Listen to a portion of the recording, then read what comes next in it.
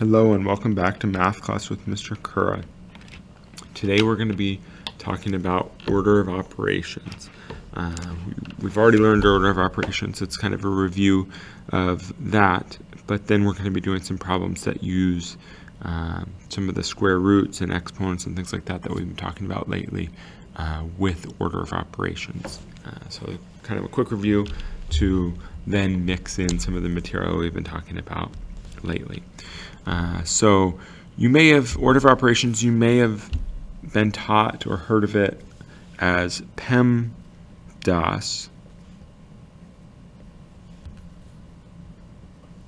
which is the same thing as we're doing here, just different way to learn it. Just want to make sure that if you see this, you don't get concerned that Pemdas is wrong or that this is wrong. It's really the same thing, we're just saying it in a different way. So in Pemdas, we think of that as parentheses. In this, we think of the G as grouping. So what things can we group together, like parentheses? Now, exponents would be the next thing. What the heck does R mean? Well, what have we been learning lately? Square roots and cube roots. So this is exponents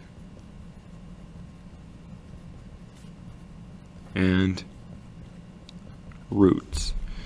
Technically, those are the same thing, just written in a different way. So they go together, or they're equal. And then, obviously, down here we have multiply and divide, add and subtract. So grouping, exponents and roots, multiply and divide, add and subtract. And then when we're working on each section here, so what I mean by section is, this would be section 1, section 2, section 3. And the reason I started 1 here, this is the only ones that have more than one thing, exponents and roots, multiply and divide, add and subtract. We're always going to work left to right, just like you read a book. You go left, start on the left, and work your way to the right within the groups. So exponents and roots, if you have an exponent and a root, just go left to right. If you have a multiplication and division, then go left to right.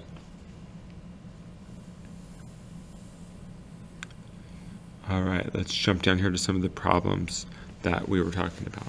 So we have been learning about pi, square roots, cube roots, all those things. Here's some problems that make us use order of operations along with those. So we're going to try to simplify these.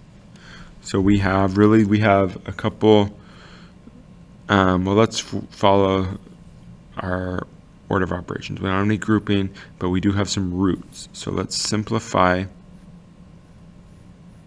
this here, our root. What's the square root of 100?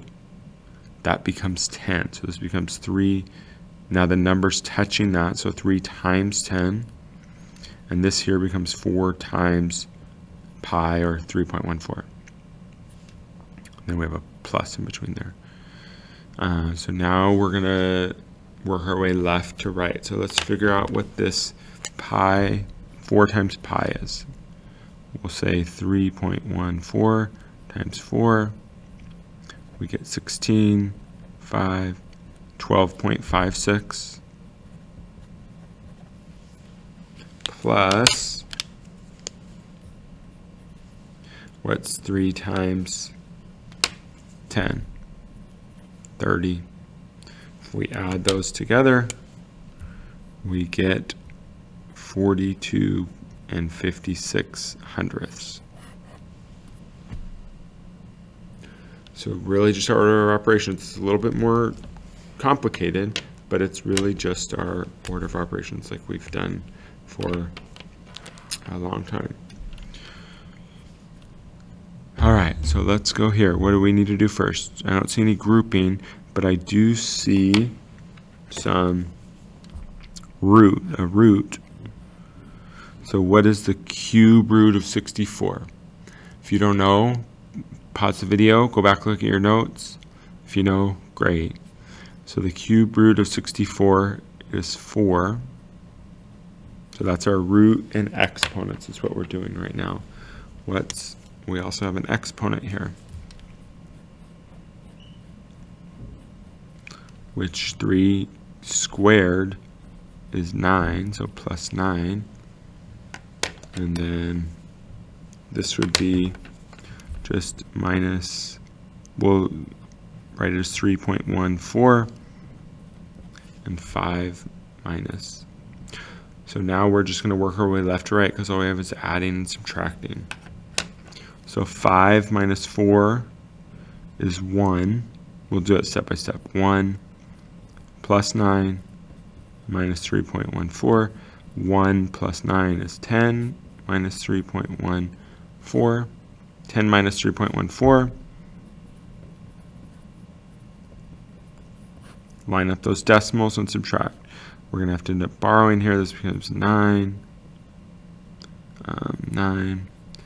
6, 8, and 6.86.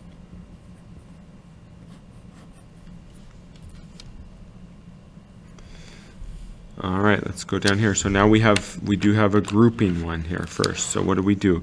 The stuff in the parentheses first. So we're going to do this problem first. 10 minus the square root of 16. Here we need to do our root first. So this would become 10 minus 4, because the square root of 16 is 4. 10 minus 4 is 6. So now this problem becomes 3 times 6 squared. We just simplified that stuff in there. Now the next thing we should do is exponents, right? So 6 squared is 36 times 3. And let's see what that is. 36 times 3, we get 18,108.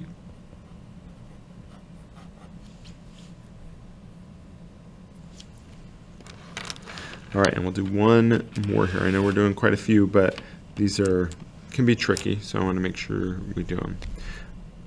Now here, grouping could be a fraction. Like we'll group each fraction as its own thing. So 10 divided by 2 is equal to 5.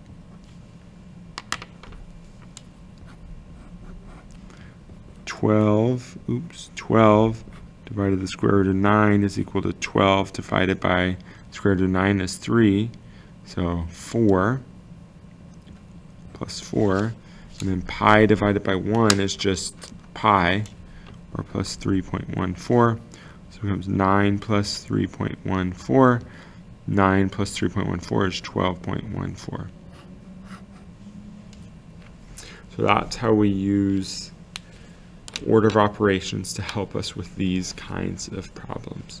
All right, thanks again for joining Math Class with Mr. Kura, and I look forward to talking to you again soon.